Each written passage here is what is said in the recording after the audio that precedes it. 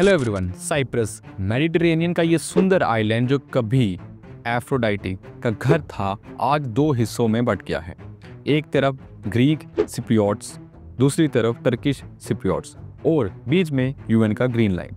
1974 में टर्की का इन्वेजन हुआ जिसने इस देश को तोड़ दिया और आज भी 36% के करीब आइलैंड टर्की के कंट्रोल में है। क्या है ये साइप्रस कॉन्फ्लिक्ट? चलिए इसकी कहानी समझते हैं।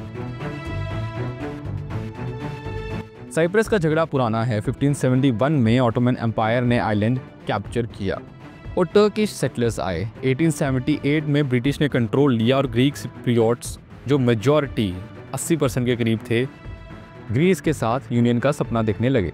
टर्किश सिप्रियोट्स जो कि 18% के करीब थे, चाहते थे पार्टीशन। 1955 में ग्रीक सिप्रियोट्स के ईओ का ग्रुप ने ब्रिटिश के खिलाफ अटैक शुरू किए, बॉम्बिंग्स, असैसिनेशंस। ब्रिटिश ने डिवाइड एंड रूल खेला, टर्किश सिप्रियोट्स को पुलिस में भर लिया। 1960 में साइप्रस को इंडिपेंडेंस मिली, पर ग्रीक और टर्किश सिप्रियोट्स के बीच में पावर शेयरिंग टूट गया।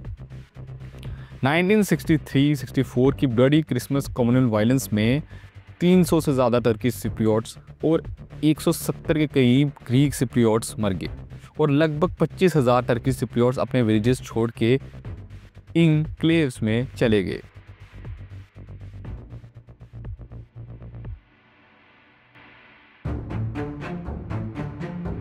जुलाई 1974 ने साइप्रस को हिला दिया। ग्रीस के मिलिट्री जुंटा ने सिप्रियोट प्रेसिडेंट मैकेरियोस के खिलाफ कू किया यूनियन के लिए।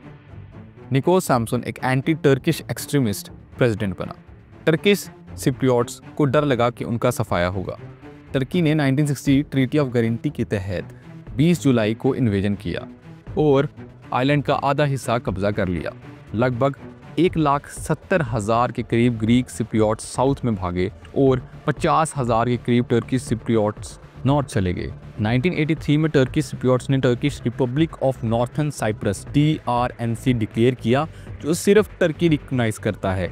ये इन्वेजन ने आइलैंड को दो हिस्सों में बांट दिया और आज तक ये ग्रीन लाइन जिंदा है।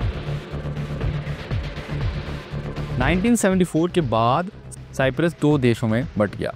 साउथ में रिपब्लिक ऑफ साइप्रस जो दुनिया और EU रिकॉग्नाइज करता है, नॉर्थ में TRNC जो सिर्फ टर्की का दोस्त है। निकोशिया दुनिया की अकेली डिवाइडेड कैपिटल ग्रीन लाइन से बटी हुई है। UN पीसकीपर्स आज भी 180 किलोमीटर के बफर जोन को गार्ड करते हैं। वेरोशा एक फेमस रिजॉर्ट टाउन 1974 से गोस्ट टाउन है। 2020 में टर्की ने इसके कुछ हिस्से को पार्शली रीओपन किया। 2024 तक 2 मिलियन के करीब विजिटर्स यहाँ आ चुके थे, जो ग्रीक सिप्रियोट्स के लिए बड़ी चोट थी। आज भी 30,000 के करीब टर्किश ट्रूप्स नॉर्थ में तैनात हैं और दोनों साइड्स के बीच मिस्ट्रेस्ट बड़ा है। इकोनॉमिक डिस्पैरिटी भी है। साउथ EU का हिस्सा है, नॉर्थ स्ट्रगल करता है।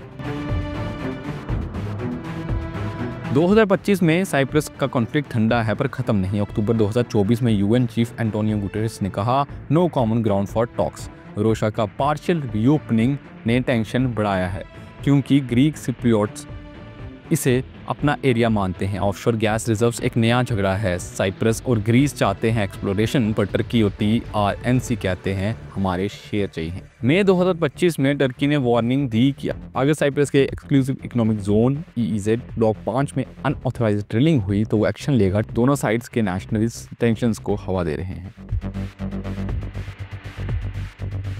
रीयूनिफिकेशन के लिए कई कोशिशें हुई। 2004 में UN का Annan plan bizonal bi communal federation Greek Cypriots ने 75% वोट से रिजेक्ट किया, जबकि टर्किश सिप्रियोट्स ने 65% से सपोर्ट किया। 2017 में भी टॉक्स फेल हो गए। ग्रीक सिप्रियोट्स चाहते हैं एक यूनिफाइड स्टेट, पर टर्किश सिप्रियोट्स और टर्की 2 स्टेट सोल्यूशन पर जोर देते हैं। EU और UN के प्रेशर के बावजूद दोनों साइड्स के बीच डिस्ट्रस्ट है। ग्रास रूट एफर्ट्स जैसे फार्मर्स के जॉइंट प्रोजेक्ट्स एक उम्मीद हैं, पर पॉलिटिकल एलाइट्स कॉन्फ्लिक्ट को अपने फायदे के लिए यूज करते हैं। साइप्रस का फ्यूचर अनश्योर है। तो दोस्तों, ये है साइप्रस की कहानी।